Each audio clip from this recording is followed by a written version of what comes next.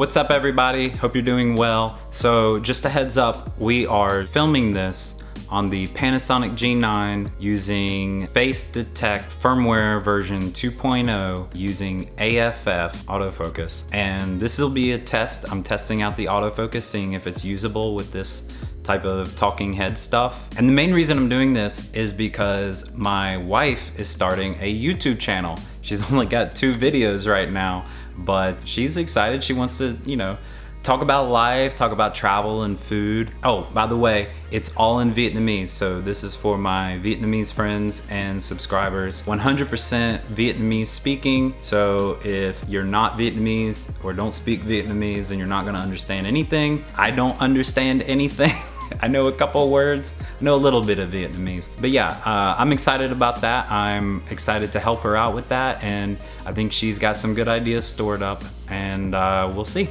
So check it out below if you're interested. So the main point of this video is why in 2019 I'm investing in Micro Four Thirds when everybody's talking about it's dying. And the main reason is I am so in love with this camera. I mean, this Panasonic G9 with the new updated firmware, it makes me feel like I got a new camera. It really does. And there's so many good things about it. It's just so incredible that Panasonic and Olympus as well are still innovating on some of their older hardware. And you look at some of the other companies and they just take their sweet time rolling out features, rolling out, not even rolling out new features, just bringing new features that are in other cameras or that have been in other cameras for years. There's just nothing else. There's no other body on the market that can provide what the GH5 and G9 can, in my opinion, for what I do. That's just me. But anyway, so as many of you know, I use mostly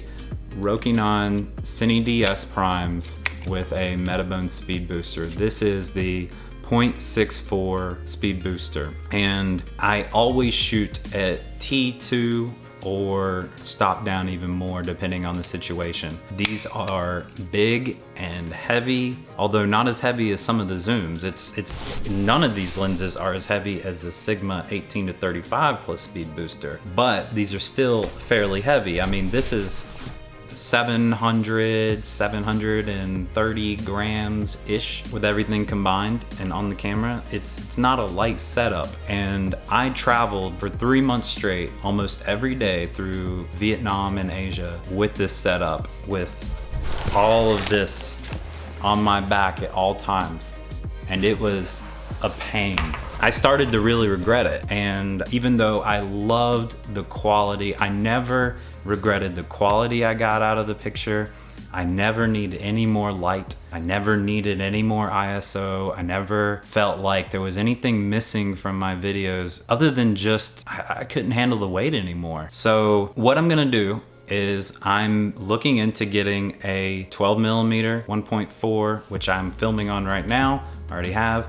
I'm looking at the Sigma 30mm 1.4 for Micro Four Thirds, the Sigma 56mm 1.4 for Micro Four Thirds, and that should be enough for me, honestly. I might get a little bit wider, that 7.5mm f1.8, I think, the Leoa. I think that's what it is, or 1.6, I'm not sure, but that one looks pretty nice for your super wide stuff.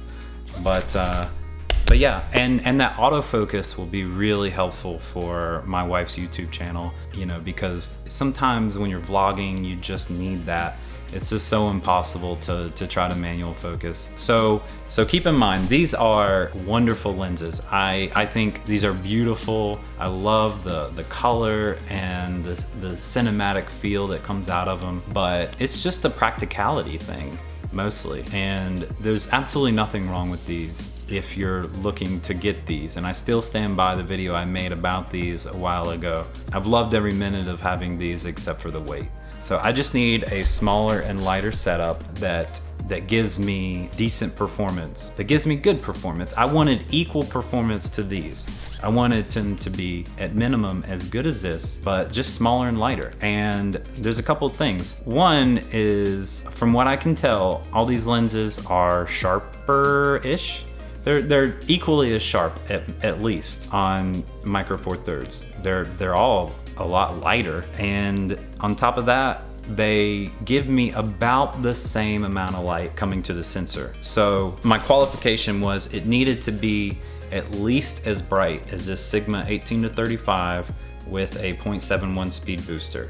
That's my minimum that I needed. And thank God, when I tested this 12mm, it was spot on. It was exactly the same amount of light coming into this Panasonic 12mm 1.4 that came into this Sigma 18-35.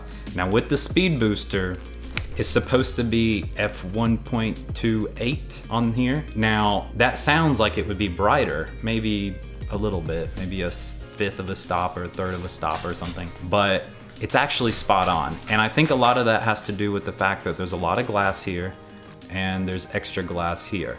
So prime lenses tend to be a little bit better when it comes to light transmittance anyway, and that's the case with these lenses as well. These are f1.4s with a 0.64 speed booster that gets you down to about f.95-ish, but I don't use it at that. I stop it down to f1.2 after the speed booster, so it'd be like T2 on this lens, that's what it would say. I never use it at that, and I don't need any more light, so I think it'll be fine. I think these lenses are gonna help out a lot. They've reinvigorated me. I wanna go out and shoot all the time. I'm gonna make plenty of videos about it. But anyway, that's all I wanted to talk about, and I will talk to you guys later. Peace.